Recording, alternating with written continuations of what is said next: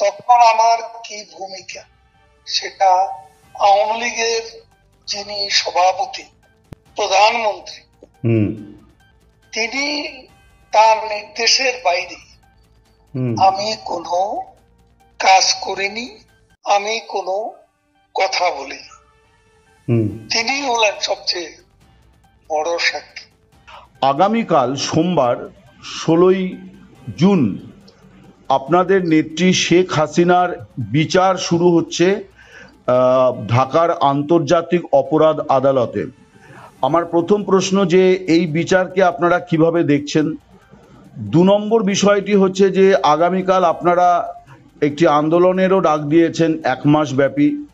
এই আন্দোলনের জন্যও বা আওয়ামী লীগ কিভাবে প্রস্তুত এবং তারা এই আন্দোলনটাকে কোন জায়গায় নিয়ে যেতে চায়? এটা তো বিচার নয়, এটা বিচারের নামে প্রহসন। এই কোর্ট প্রচলিত কোর্ট নয়, এটা ক্যাঙ্গারু কোর্ট। বেশ, এই ক্যাঙ্গারু কোর্টে প্রহসনের বিচার বাংলার জনগণ মানে না। বেশ, এবং এই বিচার কেন?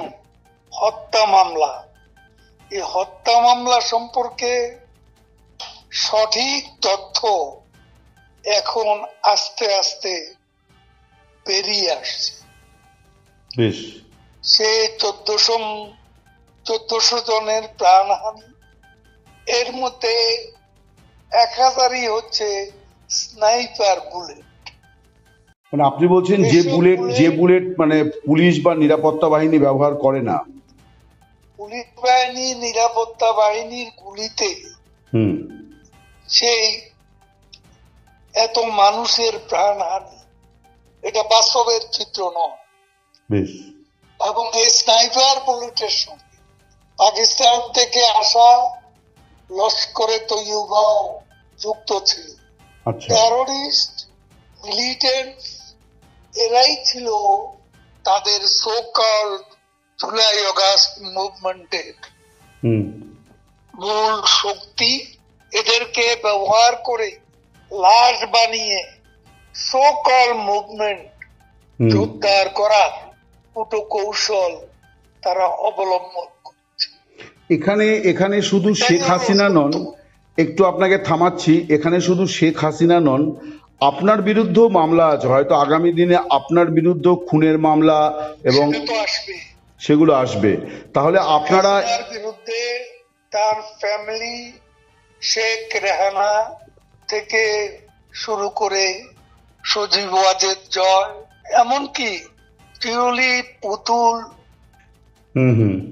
রূপন্তী, ববি, কে বাকি সবার বিরুদ্ধে মামলা। আমার বিরুদ্ধে 212টি খুনের মামলা। মুক্তিযুদ্ধ করেছি, কিন্তু মুক্তিযুদ্ধের পর সেই যে রাইফেল জমা দিয়েছে, আর কোনোদিন কোনো অস্ত্র আমি ব্যবহার করি, আর কারো অস্ত্র ব্যবহারে আমার কোনো নির্দেশও ছিল না। এবং আমি খুন করে রাজনীতিতে কিছু অর্জন করব, এ ধরনের চিন্তা ভাবনা কোনোদিনও আমার ছিল। একটা বিষয় বলি, আপনার কথাতে স্পষ্ট হলো যে আপনারা এই বিচারটা বয়কট করছেন।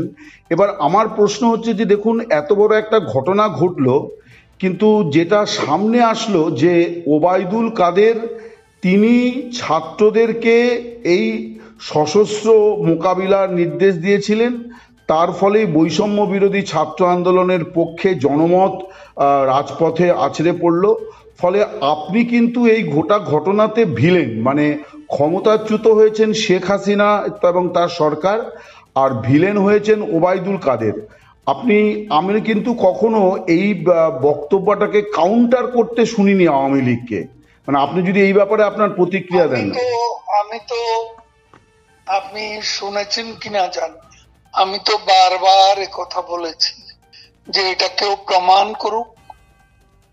আমি চ্যালেঞ্জ করেছি যে ছাত্রলীগ আন্দোলন মোকাবিলার জন্য যথেষ্ট, এ ধরনের বক্তব্য আমি ভুলেও বলিনি, কখনো বলিনি। ওই দিনের মিডিয়ার যে যারা কভার করেছিল, those who covered our meeting, press briefing, তাদের সেদিনের ভিডিওটি এনে তদন্ত করে দেখুন। মিস্টার কাদের, আমি একটা প্রশ্ন করি। আমি এই ধরনের কোনো মন্তব্যই করিনি। হ্যাঁ, আমি আপনার কথা শুনলাম, যথেষ্ট। আমি আপনার কথা শুনলাম, কিন্তু আমার মনে হয় যে আপনাকে তো বোধহয় দলের কাছেই অগ্নি পরীক্ষা দিতে হচ্ছে যে এমন কোনো কথা আপনি বলেননি। কারণ আপনি যে বলেননি এই কথাটি কিন্তু আওয়ামী লীগ খুব জোরালোভাবে কখনো বলছে না যে না ওবায়দুল কাদের আমাদের সাধারণ সম্পাদক এরকম কোনো উস্কানিমূলক মন্তব্য করেননি। এই কথাটি কিন্তু আমরা আওয়ামী লীগের মুখ থেকে শুনছি না। দেখুন, আমি তো আওয়ামী লীগের জেনারেল সেক্রেটারি, এই প্রশ্নটিও তো কাউকে করেনি, এখন না করলে কিভাবে জবাব দেবে? আচ্ছা, তবে আওয়ামী লীগ তো ছিল, তখন এ নিয়ে আওয়ামী লীগ মহলে কোনো উচ্চবাচ্য ছিল না। আমাকে কেউ এটাও বলেননি যে আপনি ভুল করেছেন। আমাদের নেত্রীও আমাকে বলতে পারতেন, কিন্তু আমি তো এ ধরনের মন্তব্য করিনি। নেত্রীর একটা বক্তব্য দিয়ে মিডিয়ার একটা অংশ সেদিন বিভ্রান্তি সৃষ্টি করতে চেয়েছিল।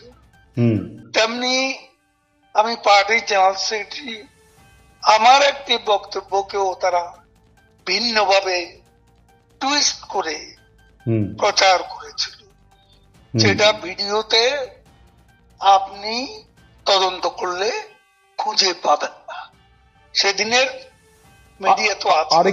আরেকটি প্রশ্ন আমি আপনাদের দলের তরফ থেকে শুনি, সেটা আপনাকে আমি বলি যে যখন ঢাকাতে ওই রকম ভাবে বৈষম্য বিরোধী ছাত্র আন্দোলনের মানে ভিড় বাড়ছে, জনগণের বাড়ছে, তখন আওয়ামী লীগের তরফে একটি আলোচনা হয়েছিল যে ঢাকায় আপনারা একটা বড় সমাবেশ করবেন অন্তত 5-10 লাখের, কিন্তু প্রত্যেক দিনই সেই সমাবেশের তারিখ পিছিয়ে যায় এবং ফাইনালি সমাবেশটি হয়নি। যেখানে যে আওয়ামী লীগের সঙ্গে মানুষ আছে, এই ন্যারেটিভটা আওয়ামী লীগ তৈরি করতে পারলো না। এটা আপনারা কেন পারলেন না? আপনি তো সাধারণ সম্পাদক, আপনি এরকম মানে আপনার কাছ থেকে আর সবুজ সংকেত আসেনি। এ বিষয়ে সমালোচনা, আত্মসমালোচনার বিষয় অবশ্যই আমাদের মধ্যে আছে। তবে একটা কথা হচ্ছে, প্রতিদিনই পিছিয়ে যায় এমন কোনো এজেন্ডা আমাদের ছিল না।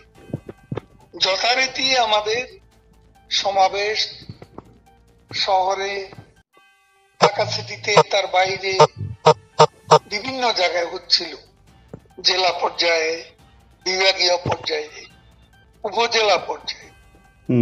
কিন্তু 1 তারিখে আমাদের ঢাকা একটা জমায়েত ছিল, সারা বাংলাদেশ থেকে নেতা কর্মীরা আসবে এবং ঢাকায় একটা জমায়েত আমরা করব, বিশাল জমায়েত, সেখানে যোগ দেবে সারা দেশের নেতা কর্মীরা। এ ধরনের একটা প্রোগ্রাম ছিল, কিন্তু এটা শেষ মুহূর্তে একটা যুক্তির কারণে, একটা অনেকটা অকাট্য যুক্তি, কারণ তখন কারফিউ ছিল। তো কারফিউ চলমান অবস্থায় আমরা সরকারি দল কোন জমায়েত আনুষ্ঠানিক সমাবেশের আয়োজন করলে সেটা তো কারফিউকে অমান্য করা হয়। এই যুক্তিতে শেষ মুহূর্তে এই জমায়েতটি স্থগিত করা হয়। আরেকটি বিষয় আপনাকে বলি, আপনি আমাকে যে সাক্ষাৎকার দিয়েছেন তাই নিয়ে তো আপনি নিশ্চয়ই দেখছেন সমাজ মাধ্যমে আপনার দলের লোকেরাও নানান রকম মন্তব্য করছেন। আমাকে একজন বলেছেন এবং অনেকেই বলেছেন, একজন খুব স্পষ্ট করে বলেছেন যে ওবায়দুল কাদের এই গণ অভ্যুত্থানের ভিলেন এবং ওবায়দুল কাদের আওয়ামী লীগের প্রত্যাবর্তনটাকেও আটকে দিলেন এইরকম একটি গল্প ফেদে যে আওয়ামী লীগের জেনারেল সেক্রেটারিকে বাথরুমে আত্মগোপন করতে হয়েছিল। আপনি যদি এই ব্যাপারটা আপনার অবস্থানটা পরিষ্কার করেন আর কি। ওই প্রসঙ্গটা আমি আবারও উল্লেখ করতে চাই, যে বিষয়টা আমি একবার বলেছি সেটা আমার সাহস আছে সত্য কথা বলার, সে কারণে আমি সত্য উচ্চারণ করেছি। তখন আমার কি ভূমিকা সেটা আওয়ামী লীগের যিনি সভাপতি, প্রধানমন্ত্রী, তিনি তার নির্দেশের বাইরে আমি কোনো কাজ করিনি, আমি কোনো কথা বলিনি। তিনি হলেন সবচেয়ে বড় সাক্ষী। এবারে আমি আমি যে কথা বলছি, শারীরিক কারণে আমাকে কিছুদিন তিনি চুপ থাকতে বলেছিলেন, ঠিক। আবার তিনি আমাকে কর্মকাণ্ডে জড়াতে বলেছেন, কথা বলতে বলেছেন। আমি তার নির্দেশ মেনে আজ কথা বলে চলছি। এখানে কোনো আইডেন্সি, কোন আওয়ামী লীগে নানা মতের মানুষ থাকতে পারে, আমাকে যারা পছন্দ করেন না এমন লোকও থাকতে পারেন। সবারই একটা অ্যাম্বিশন আছে, সেখানে আমাকে প্রতিদ্বন্দ্বীও ভাবতে পারেন। তো আমার মনে হয় আমি এগুলো নিয়ে কাউকে কোনো স্পার্শন দিতে চাই না, কাউকে দোষারোপ করতে চাই না। এটা একটা মাল্টি ক্লাস অর্গানাইজেশন। আপনি কি এই পরিস্থিতিতে দলকে নেতৃত্ব, এটা হতে পারে, আমি ভিন্ন মতকে শ্রদ্ধা করি, কিন্তু একটা পার্টিতে বিশেষ করে এই দুঃসময়ে এমন কোন কথা আমাদের কারো বলা উচিত যে মতান্তর মনান্তরে রূপ নেবে, এমন কথা বল। আপনি কি এই দুঃসময়ে পার্টিকে নেতৃত্ব দিয়ে যেতে চান, নাকি যারা আপনাকে আপনার পদে বসতে চান তাদের জন্য জায়গাটা ছেড়ে দিতে চান, নাকি আপনি লড়াইটা চালিয়ে যেতে চান, নেতৃত্ব দিতে চান দলকে? এটা যদি বলেন কি বিষয় আপনার অভিমত? আমার নেতা বঙ্গবন্ধু কন্যা, তার ইচ্ছায় আমি পার্টির জেনারেল সেক্রেটারি হয়েছি। তখনও এখানে মনে মনে অনেকেই প্রার্থী ছিল, থাকতে পারেন আওয়ামী লীগের মতো একটা পার্টিতে। এটাও তো গণতন্ত্রের বিউটি। আচ্ছা, এটা তো গণতন্ত্রের বিউটি, প্রার্থী থাকা। ঠিক, এখনো থাকতে পারে, কিন্তু এখন প্রার্থীটা নিয়ে লড়াই করার সময়। আর এখন আমি যা করছি, যে সভাপতি নির্দেশে আমি বাংলাদেশে কাজ করেছি, তার নির্দেশেই এখন তিনি যতটুকু বলছেন সেই সীমারেখার মধ্যে থেকেই আমি কথা বলছি। আমার দ্বিতীয় প্রশ্নটি হচ্ছে যে আগামীকাল থেকে আপনাদের 1 মাস ব্যাপী একটা কর্মসূচি আছে, এর মাঝখানে 23শে জুন আপনাদের দলের প্রতিষ্ঠা বার্ষিকীও আছে। তো কালকে আপনারা ঠিক কতটা কি করতে পারবেন, মানে আপনারা কতটা আত্মবিশ্বাসী, মানে কতদূর প্রস্তুতি আপনারা নিয়েছেন? দেখুন, পরিবেশ পরিস্থিতি উপর অনেক কিছু নির্ভর করে। আমাদের নেতা কর্মীদের একটা উল্লেখযোগ্য অংশ আজকে কারাগারে, প্রতিদিনই গ্রেপ্তার হচ্ছে, নির্যাতন হচ্ছে। একটা অংশ দেশের বাইরে আছে। তারপরও কিছুদিনের মধ্যে আওয়ামী লীগ সংগঠিত হওয়ার একটা ভালো পর্যায়ে উন্নীত হয়েছে এবং আজ সারা বাংলাদেশেই আওয়ামী লীগের কর্মীরা সংঘবদ্ধ হচ্ছে, তারা মিছিল করছে, মিছিলের সংখ্যা উপস্থিতি দিনে দিনে বাড়ছে এবং আমাদের নেত্রীর যে অনলাইন বৈঠকগুলো, এগুলো কর্মীদের নতুন আশায় উজ্জীবিত করেছে এবং তারা আজকে অনুপ্রেরণা পেয়েছে এবং লড়াই চলে যাওয়ার অঙ্গীকারে তারা আজকে ঐক্যবদ্ধ হচ্ছে। আমাকে বাংলাদেশের বড় কথা, আওয়ামী লীগের শক্তির উৎস বাংলাদেশের জনগণ। আমাদের বিশ্বাস আজকে ইউনূস দখলদাররা যেভাবে বাংলাদেশকে, আমি মিস্টার কাদের, আমি ইউনূসের প্রসঙ্গে মিস্টার কাদের, আমি ইউনূসের প্রসঙ্গে একটু পরে আসছি। আমাকে বাংলাদেশের দুজন গুণী সাংবাদিক, আমি খুব সচেতনভাবেই তাদেরকে গুণী সাংবাদিক বলছি, যারা হাসিনা জমানাতে কুনজরে ছিলেন সরকারের, এবং আপনাদের সহযোগী দুটি দলের নেতা আমাকে বলেছেন যে গণ অভ্যুত্থানের আগে পরে আওয়ামী লীগের বিরুদ্ধে বাংলাদেশের মানুষের যে জনক্ষোভ তৈরি হয়েছিল সেটা 100 থেকে নেমে 10-এ নেমে এসছে, মানে এতটাই কমে গেছে। কিন্তু তারা বলছেন যে আওয়ামী লীগের ফসল মাটিতে পড়ে পচে নষ্ট হচ্ছে, ফসল কাটার লোক নেই, কারণ তাদের নেতা নেই। আপনারা কি এবার কোনোভাবে ফিরে যাওয়া নেতাদের সেইভাবে আমি আপনার কথা বলছি না, আপনার শারীরিক অসুস্থতার কথা সকলেই জানেন, খুবই গুরুতর, আপনি অসুস্থ, কিন্তু এইরকম ভাবনা চিন্তা। এখন অসুস্থ, গুরুতর অসুস্থ, এখন আমি কাজ করার মতো যথেষ্ট অ্যাবিলিটি আমার আছে, আমি আজ করে। তো আপনারা কি ঝুঁকি নিয়ে দেশে ফিরে যাবেন এই পরিস্থিতিতে, মানে ফসল কাটার অভিযানের নেতৃত্ব দেওয়ার জন্য? আমরা চিন্তা ভাবনা করছি, আমি সে কথাই বলতে চেয়েছিলাম। বলুন। আপনি ইন্টারাপ্ট করলেন। আচ্ছা, বলুন বলুন। তো আমি বলছিলাম বাংলাদেশে জনগণের যে চিন্তা ভাবনা, আজকে বেশিরভাগ জনগোষ্ঠী একথা ভাবছে যে শেখ হাসিনার আমলে আমরা অনেক ভালো ছিলাম, শেখ হাসিনার আমলে আমরা আবার ফিরে যেতে চাই, এরকম একটা জনমত সারা দেশে তৈরি হচ্ছে। এবং আমি এখনো বলতে পারি এই মুহূর্তে বাংলাদেশে যদি ফ্রি, ফেয়ার, ক্রেডিবল কোন ইলেকশন হয় তাহলে আওয়ামী লীগই বিজয়ী হবে, কথা আমি নিঃসংকোচে বলতে পারি। আমি আপনার কথা বলছি না, কিন্তু আপনাদের এখানে বা তারা কোথায় আছেন আমি জানি না, আমি কাউকে জিজ্ঞাসা করি না কে কোথায় আছেন, আপনাকেও আমি জিজ্ঞাসা করিনি কখনো আপনি কোথায় আছেন। তো কারণ আমি জানি এগুলো আপনাদের জন্য ঝুঁকিপূর্ণ, আপনাদের পেছনে আপনাদের রাষ্ট্রীয় বাহিনীর অনেক রকম চলছে, তো সবারই জীবনের মূল্য আছে, আমি সেই জন্য এটা প্রশ্নটা করছি না। কিন্তু অনেকের সঙ্গে কথা বলে আমার একটা ধারণা তৈরি হয়েছে যে তারা বোধহয় মনে করেন যে মানে বাংলাদেশের বিমান বাহিনীর বিমান শেখ হাসিনাকে দিল্লি পৌঁছে দিয়ে গেছে, আবার ভারতীয় বিমান বাহিনীর বিমান তাকে ঢাকায় পৌঁছে দিয়ে আসবে, মানে এইরকমটি কি মানে সম্ভব আজকের ইয়েতে? মানে নিজের হাতে খাওয়ার ব্যাপারটা তো একটা খুব রাজনীতিতে খুব গুরুত্বপূর্ণ বিষয়, মানে সেই জায়গাটা কি আপনারা কিছু বিচার বিশ্লেষণ করছেন?